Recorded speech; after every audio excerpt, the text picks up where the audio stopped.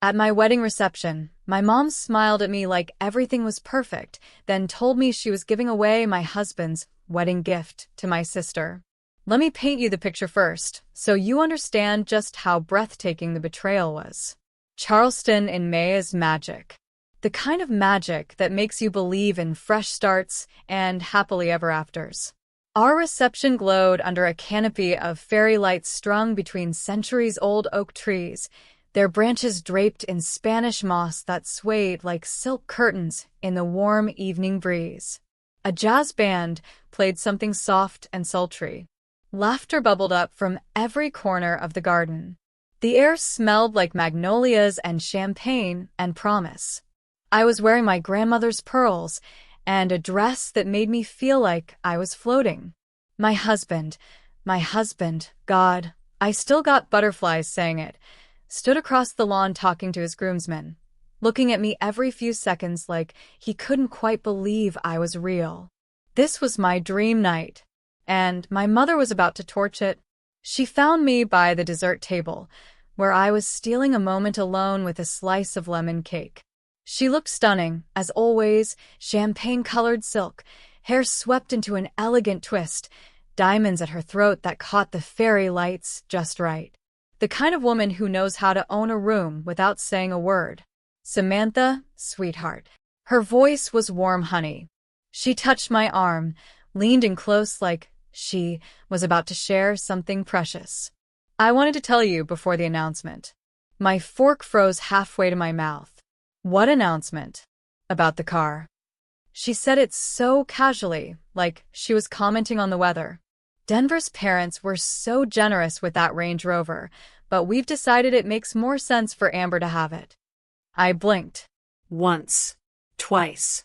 Surely I'd misheard her over the music. I'm sorry, what? The Range Rover, darling.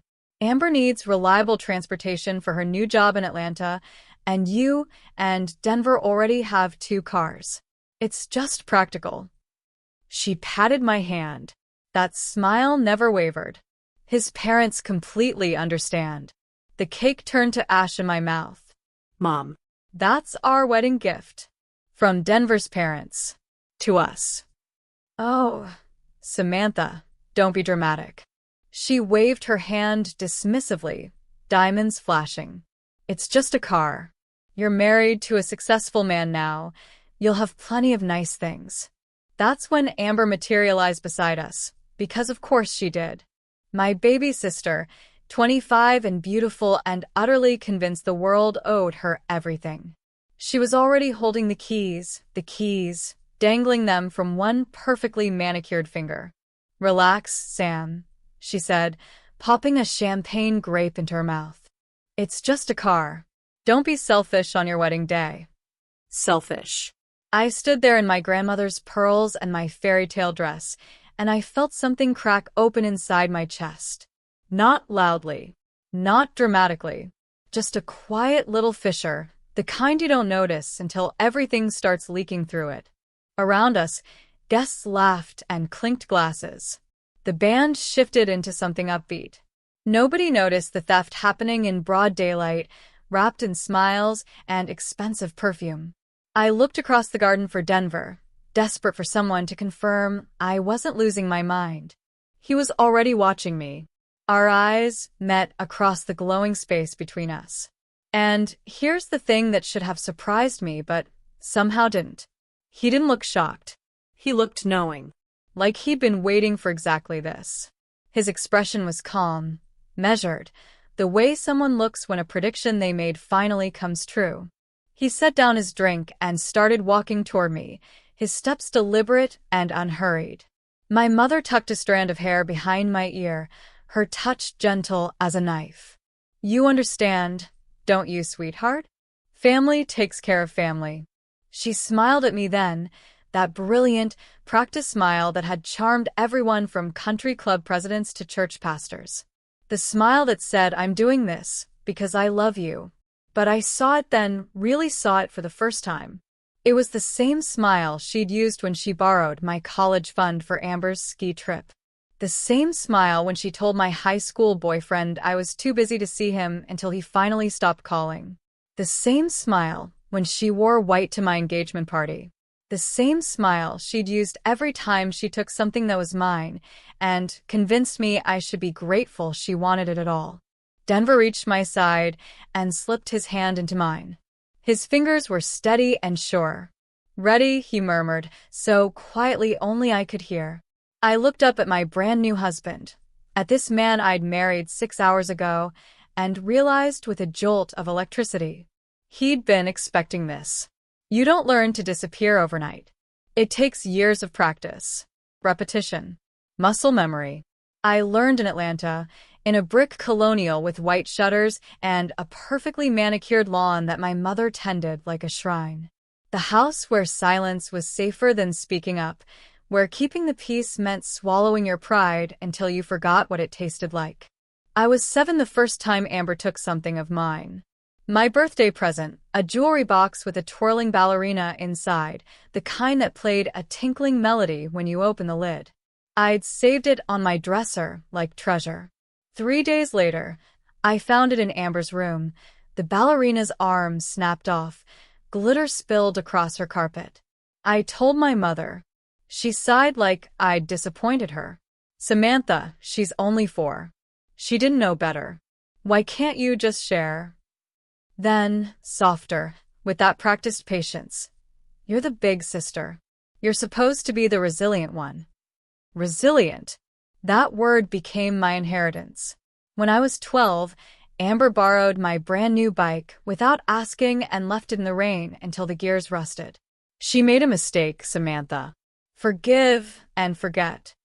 When I was 16, she told her friends I'd lied about getting into the honor society, just for attention. My mother overheard me crying about it and said, "Don't be so sensitive."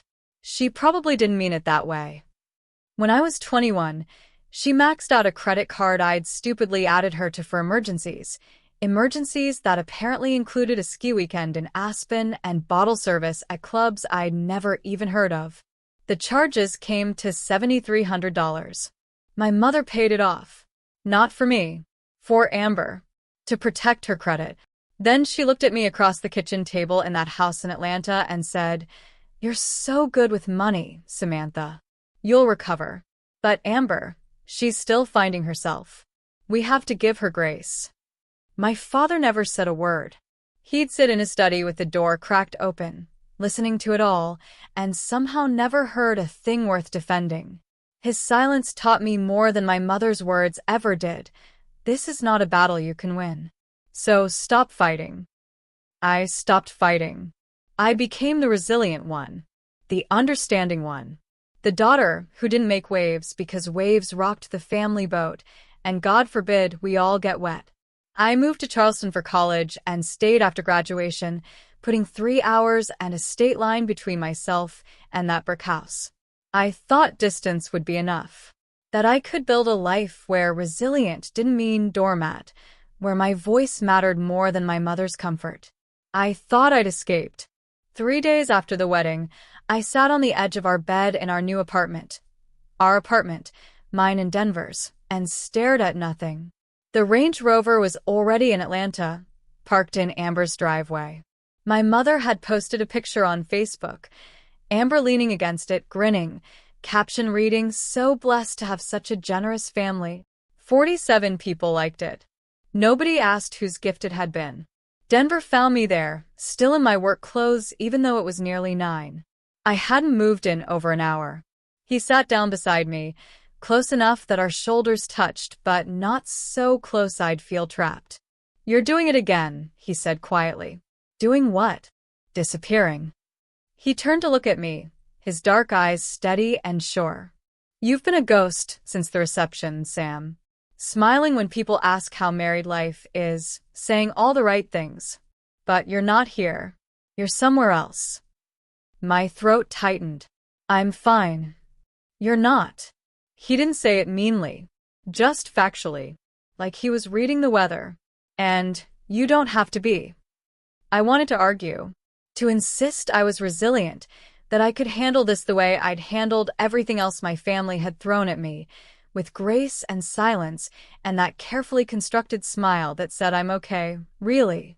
But sitting there in the apartment I'd chosen, next to the man I'd married, I felt 7 years old again. Standing in front of my mother with a broken ballerina in my hands, asking why it wasn't okay to be upset when someone broke your things. "They've always been like this," I whispered. "Mom and Amber. They take, and I let them." "Why?" "Because if I don't, I'm selfish. Difficult. Not a team player." The words burned coming up. Because my mother taught me that love means sacrificing everything until there's nothing left to take. And even then you smile about it. Denver was quiet for a long moment. Then, "You can't win with people who treat peace like surrender, Sam." I looked at him, startled. He reached for my hand, threaded his fingers through mine. "You've spent your whole life laying down your weapons so they'd stop fighting. But they never did they? They just learned you wouldn't fight back." Something hot and sharp lodged itself in my chest. "So, what am I supposed to do?" My voice cracked. "Go to war with my own mother? My sister? Become the villain in their story, just so I can stop being the victim in mine?" "No." His grip tightened slightly. "You're supposed to stop letting them write your story at all." I didn't sleep that night. I lay awake thinking about all the times I'd chosen silence over confrontation, peace over justice. All the times I'd convinced myself that being the bigger person meant making myself smaller. My phone buzzed at 2 a.m. A text from my mother. "Amber loves the car. You're such a generous soul, Samantha. This is what family is about. Love you." I stared at those words until they blurred. Generous. I hadn't given anything. It had been taken. And somehow, she'd twisted the theft into a gift I'd supposedly offered. That's when I understood. I thought I'd escaped Atlanta's lessons when I moved to Charleston. I thought distance and a new life would rewrite the rules. But my mother was about to remind me. She still held the chalk. And she'd keep writing my story until I finally took the pen from her hands. The rain started just after midnight. I stood at our apartment window watching Charleston blur into watercolor streaks, gas lamps bleeding gold into wet pavement, palmetto trees bowing under the weight of the storm.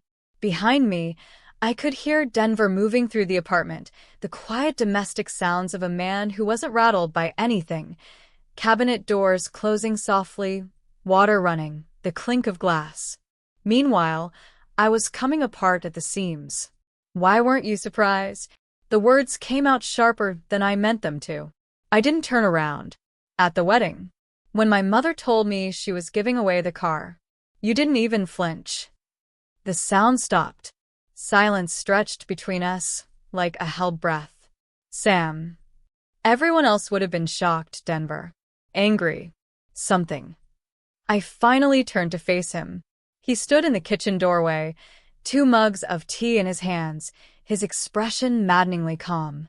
"But you just looked at me like you'd been waiting for it. Like you knew." He set the mugs down on the coffee table. Carefully. Deliberately. Then he walked to the bookshelf by the window, our bookshelf, the one we'd assembled together 3 weeks ago, laughing over incomprehensible instructions, and pulled out a black envelope from behind a row of novels. "Because I didn't know," he said quietly, holding it out to me. "Not specifically about the car, but I knew they'd try something." My hands shook as I took the envelope. It was heavy, official. The kind of envelope that holds documents that matter. Inside was the title to the Range Rover. Notarized. Legal. Registered in my name, Samantha Elizabeth Reed, dated 2 days before the wedding. My name. Not Denver's. Not both of ours. Just mine. I stared at it until the words swam. "I don't understand." "My parents gave us the car as a wedding gift," Denver said, his voice steady and low. "But I asked them to put it solely in your name, with a notarized copy held by Mr. Harlan." "Why would you?" "Because I've watched your mother operate, Sam." He sat down on the edge of the couch, elbows on his knees, hands clasped. "I've watched her for 2 years. The way she talks to you. The way your sister looks at you. The stories you tell like they're funny when they're actually devastating. He looked up at me, and something fierce burned behind his usual calm. I knew they'd take something. I just didn't know what. My chest felt too tight. So, you protected me? I tried to. I should have felt grateful, relieved. This brilliant, careful man I'd married had seen the knife coming and built me a shield without me even asking. But instead, I felt something else creeping in. Something cold and uncomfortable. How long have you been planning this? Planning what? This. I held up the envelope. Protection against my own family. How long have you been waiting for them to betray me?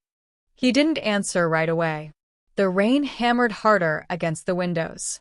Since the engagement party, he finally said, "When your mother wore white and your sister, accidentally, knocked your grandmother's ring off the gift table. You laughed it off, but I saw your face when you thought no one was looking." He stood, crossing to me.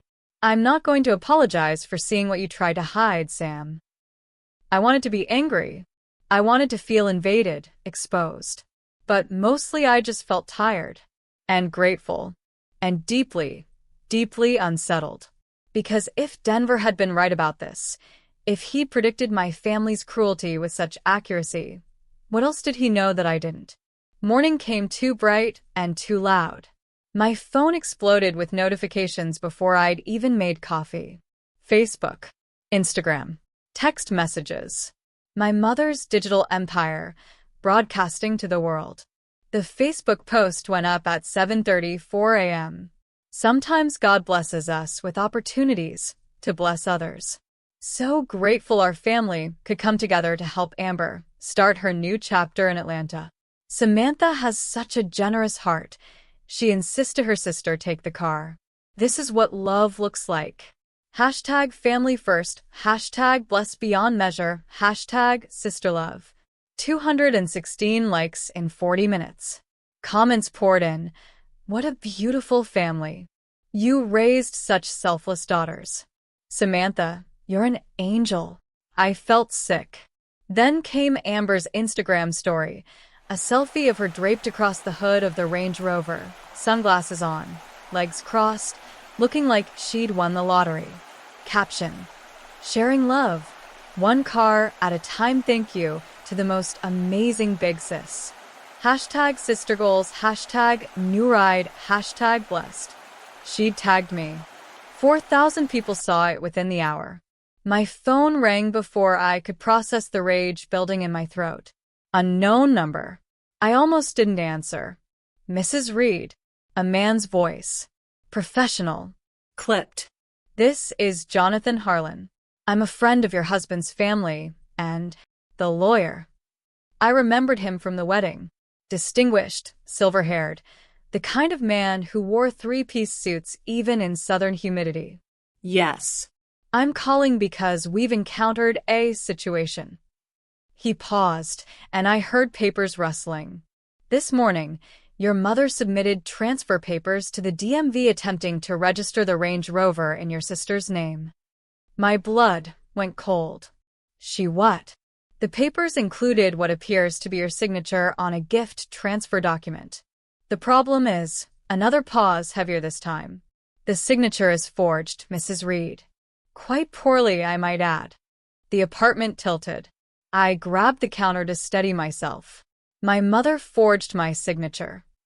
It appears so.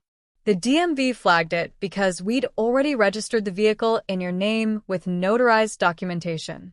They're required to report suspected fraud. His voice softened slightly. I'm sorry. I know this is family.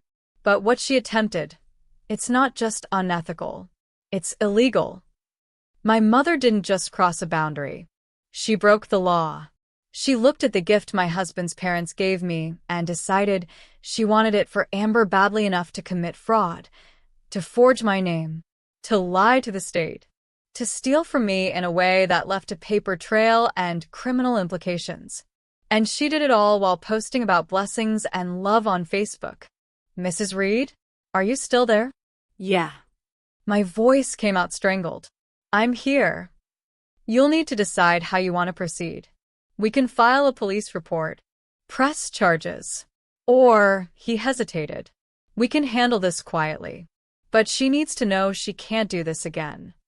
I hung up and stood in my kitchen in my apartment, in the life I'd built 3 hours away from Atlanta, and I realized something that made my hand shake. The black envelope had saved me once. But soon, I'd wish it hadn't existed at all. Because now there was proof. Evidence. A line crossed that couldn't be uncrossed.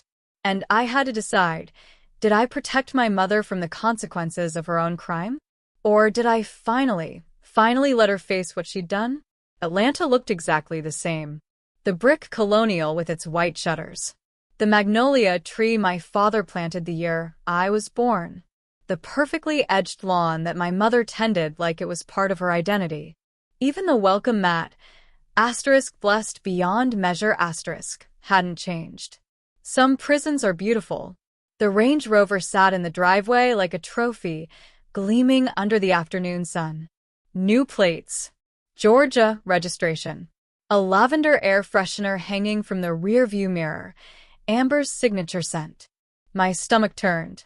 Denver's hand found mine as we walked up the stone path. His grip was steady, grounding. "Remember," he murmured, "stay calm. Let them talk." The door swung open before we could knock. Amber stood there in athleisure where that cost more than my first car, her hair in a perfect high ponytail, keys dangling from her manicured fingers. The Range Rover keys. My keys. Well. She leaned against the doorframe, smiling like she'd won something. "Look who finally decided to visit. Amber." I kept my voice even. "We need to talk to Mom." "About what? The car?" She twirled the keys around her finger. "Because if you're here to make a scene, Sam, that's really disappointing. I thought you were better than that." Denver stepped forward slightly, his presence a quiet wall between us. "Is your mother home?" Something flickered across Amber's face. Uncertainty, maybe, but she recovered quickly. "In the kitchen. But fair warning, she's not happy or threatening to involve lawyers over a gift." We stepped inside. The house smelled like lemon polish and fresh flowers. Classical music played softly from the living room. My mother appeared in the hallway wearing cream linen and pearls, looking like she was hosting a garden party instead of covering up fraud. "Samantha." She opened her arms for a hug. I didn't return. Her smile faltered. "Sweetheart, I'm so glad you came to talk this through. This whole misunderstanding has gotten so blown out of proportion." "Misunderstanding," I repeated flatly. "Of course." She gestured toward the kitchen. "Come, let's sit like civilized people. I'll make tea." We followed her into the kitchen, the same kitchen where she told me to be resilient 1,000 times. Amber perched on a bar stool, still twirling those keys. My father was conspicuously absent, probably in his study with the door cracked, listening but not involved. Always listening, never involved. My mother filled the kettle. "Now, I know there was some confusion about the paperwork." "You forged my signature," I said. She froze. Just for a second. Then continued, as if I hadn't spoken. "The DMV can be so particular about documentation. I was simply trying to expedite the transfer you'd agreed to." "I never agreed to anything." "Samantha, don't be dramatic." She turned, and there it was, that smile. The one I'd seen my entire life. "We discussed this at the wedding. You were fine with it. You told me. There's a difference." Amber sighed loudly. "Oh my God, Sam. It's been a week. Let it go." That's when Denver set his phone on the counter. Face up. Recording light visible. The kitchen went silent except for the kettle beginning to whistle. "What are you doing?" My mother's voice sharpened. Denver's expression didn't change. "Calm. Almost pleasant. Documenting this conversation. For clarity. He pulled out his laptop, opened it on the kitchen island. "But actually, we don't need much more documentation. We already have what we need." He turned the screen toward them. Security footage. High definition. Timestamped. The night before the wedding. Our garage in Charleston. 11:47 p.m. Two figures entering through the side door, the one we'd left unlocked for the wedding planner. My mother and Amber, clearly visible under the motion sensor lights. Opening the Range Rover. Sitting inside. My mother taking photos of the interior while Amber tested the driver's seat. The audio was clear. Asterisk, she won't even notice it's gone until after the honeymoon. By then, it'll be too late. Asterisk. Amber's voice. Laughing. The footage played in brutal silence. 30 seconds that felt like 30 years. When it ended, nobody moved. Dash cam, Denver said conversationally. Uploads directly to cloud storage. I installed it the day my parents gave us the car. He closed the laptop with a soft click. You know, just in case. My mother's face had gone white. You were spying on us? No. I was protecting my wife from theft. His voice stayed maddeningly calm. The same theft you've been committing her entire life. Amber shot to her feet. This is insane. You can't just. Can't just what? I found my voice. It came out stronger than I expected. Can't just prove you broke into our home? Can't just show evidence that this was planned? That you lied about me agreeing to anything? You're being ungrateful. Amber's voice cracked. After everything Mom has done for you. Done to me. The correction was quiet but sharp. There's a difference, Amber. And it took me 28 years to learn it. I looked at my mother. Really looked at her. The woman who'd taught me to smile through pain. To call sacrifice love. To believe that giving until I had nothing left was what good daughters did. This isn't about a car, I said. It's about 28 years of taking everything I had and calling it family. My college fund. My relationships. My boundaries.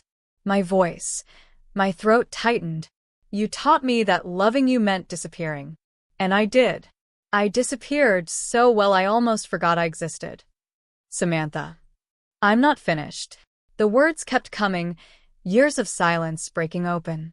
You forged my signature. You committed fraud. You broke into my home. And even now, you're calling it a misunderstanding. I shook my head. But the worst part?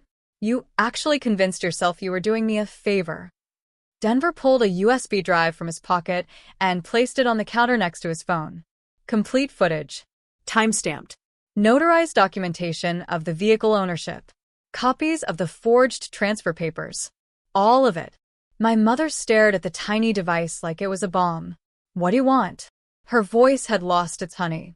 Now it was just cold. Money? An apology? To destroy your own family. I want you to stop, I said simply. Stop taking. Stop manipulating. Stop making me feel guilty for having boundaries. And if we don't, Amber's hands were shaking. Denver picked up his phone. Then we filed a police report that's already drafted. Fraud. Breaking and entering.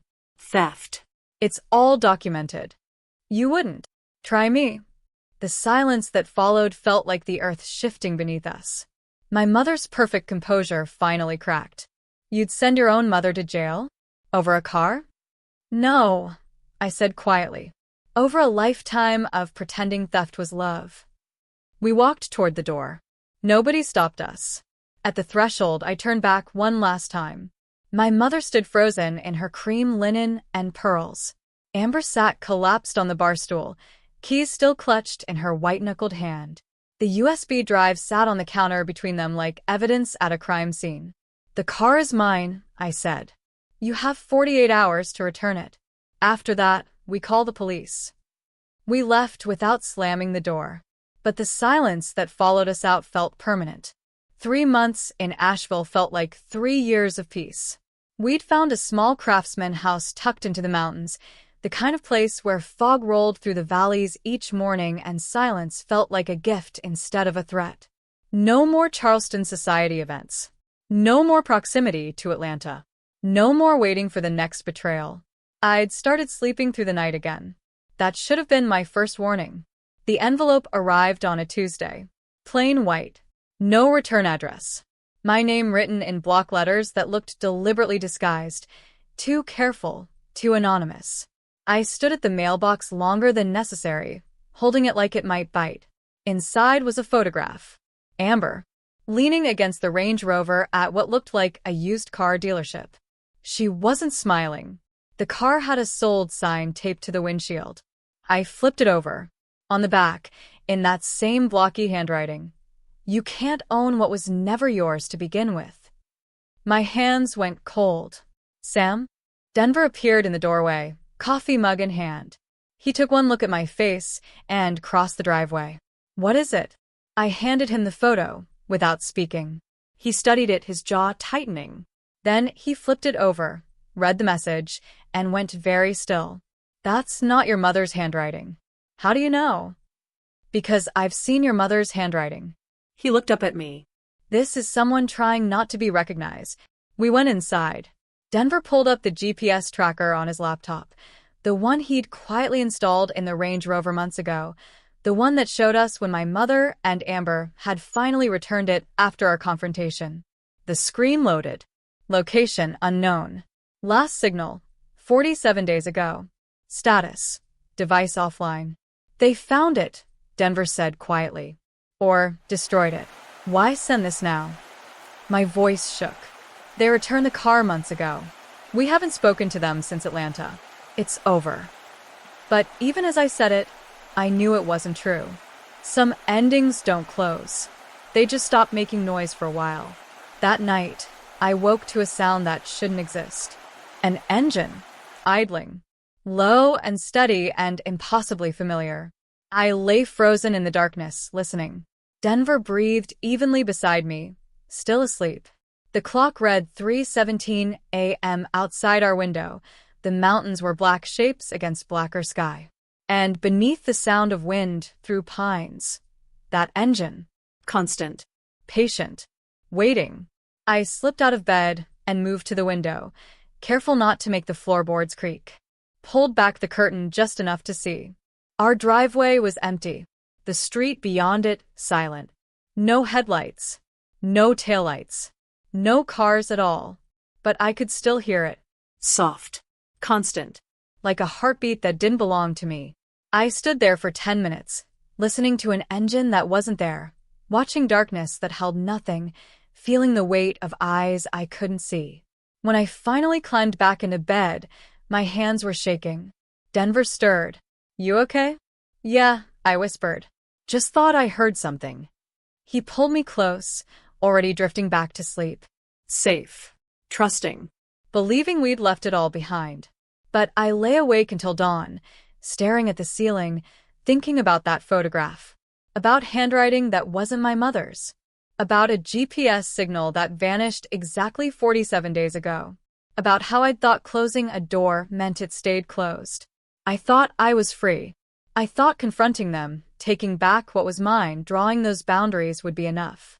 I thought distance and silence and a new life in the mountains would finally let me breathe without wondering when the next theft would come. But sometimes at night, when the house settles and Denver's asleep and the mountains go quiet in that way they do, I swear I still hear the engine.